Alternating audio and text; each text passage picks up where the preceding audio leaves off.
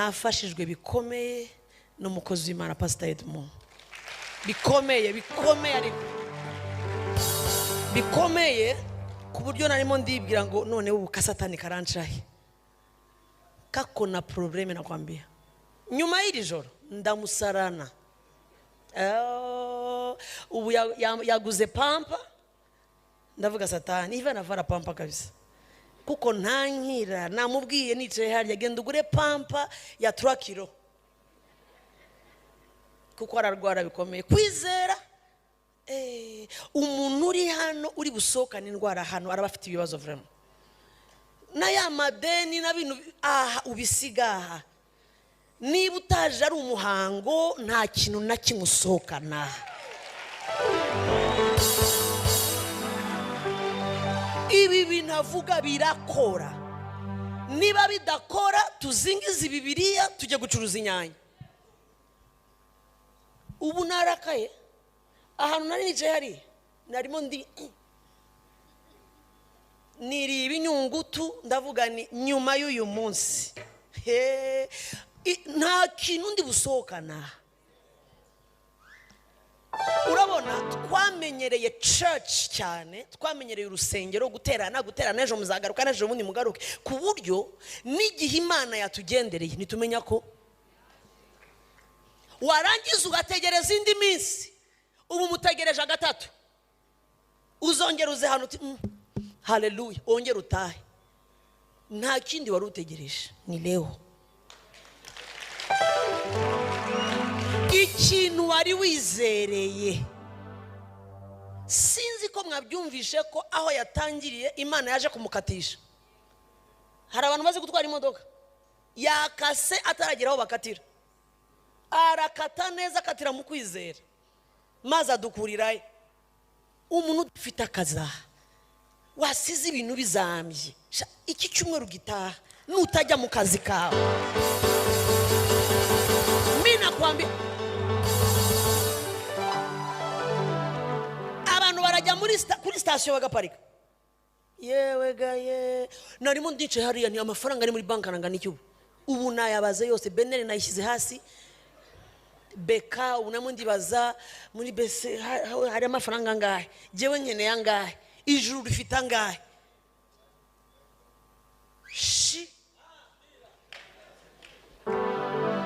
abo kantu wari wakumva nabavuga butumwa hanyuma uve hano ngo wateranye gusa utahe tu ivi tu wende tu ivi tu. Hari ijambo bavuga ngo impossible. Ibyo biri impossible ntiwongere gusohoka hari. Nukuri urabura umunyedini.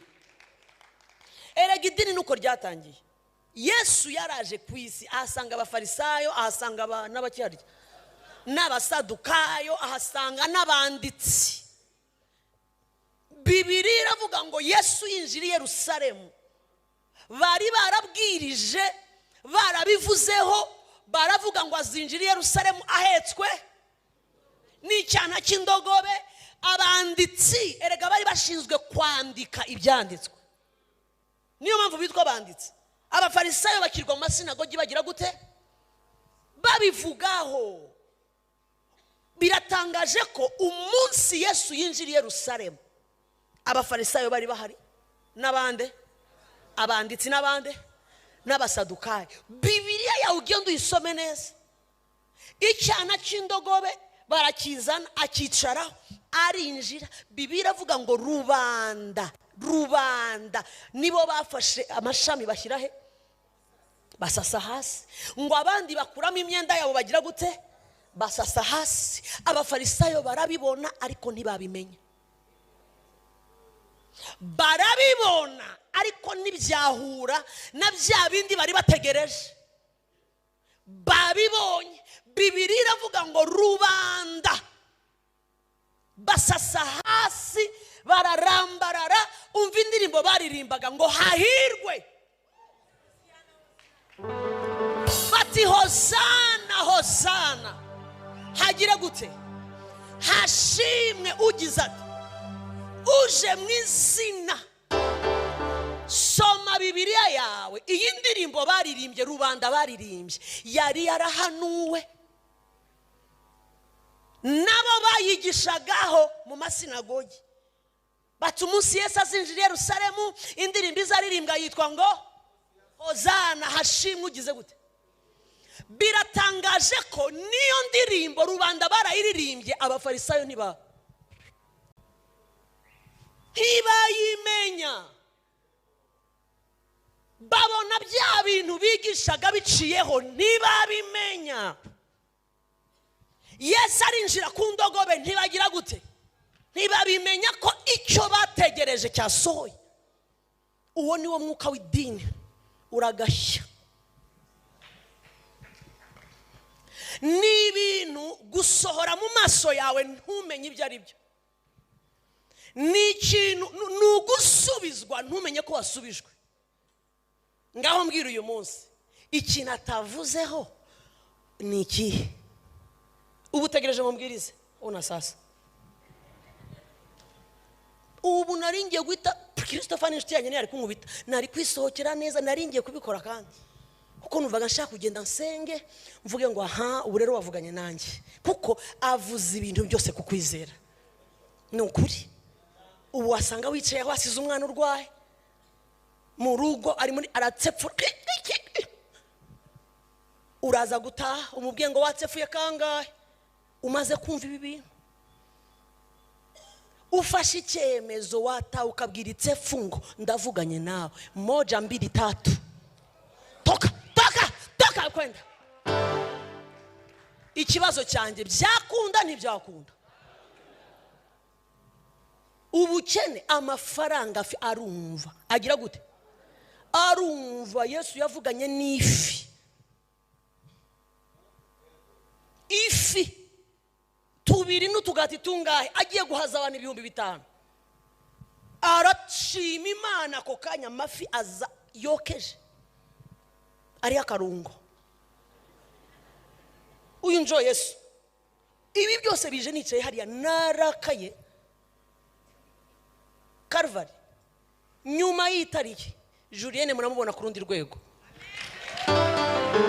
Ndimutse. Narivuze gute? Ubu nimutse.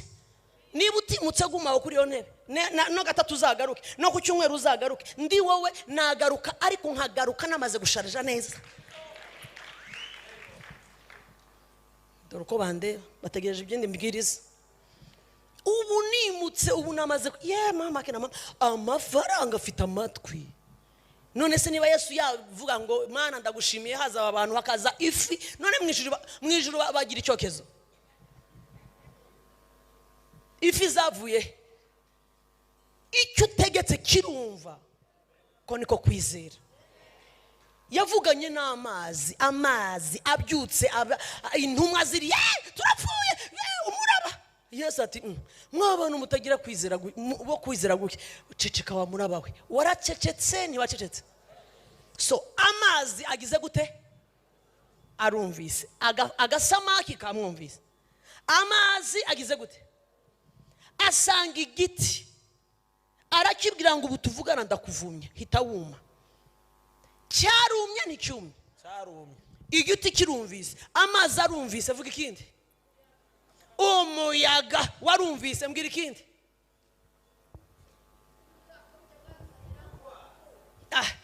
Nubona ko n'ibyanditswe byabaye we, mumbwira ibintu byose Yesu yavuganye nabyo biramwumvira.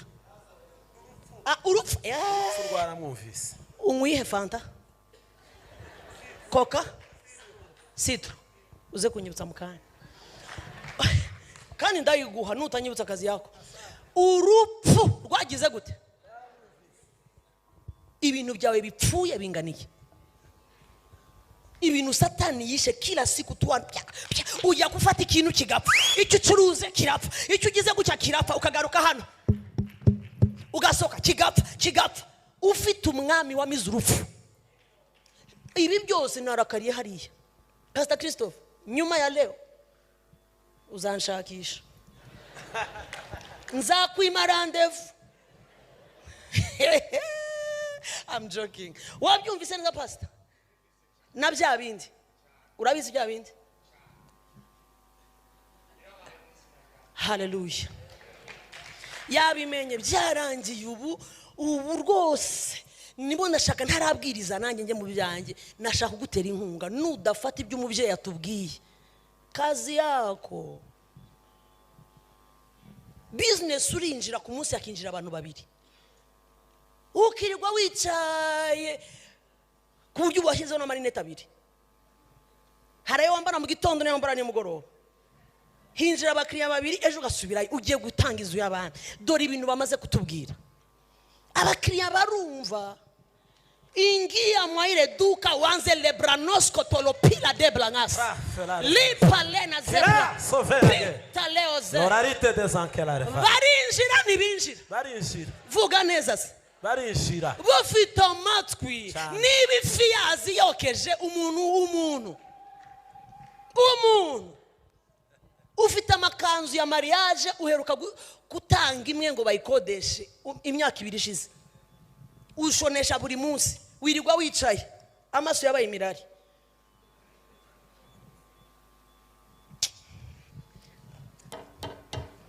Nyuma y'uyu munsi mumfashe dushimira umubyeyi. Imana imugisha mwinshi.